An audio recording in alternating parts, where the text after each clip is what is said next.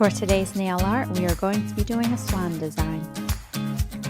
I'm starting off with my nails polished Rum Running from Color Club and adding a layer of liquid latex around the cuticle area.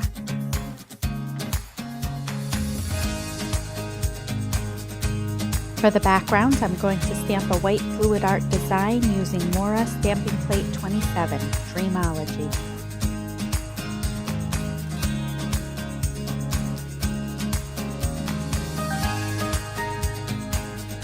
Using that same plate, I'm going to stamp some black swans over our background.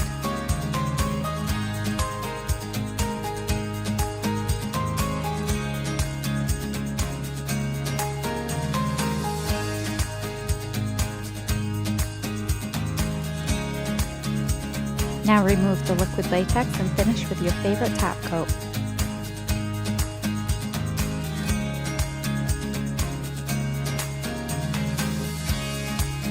And here's the completed design.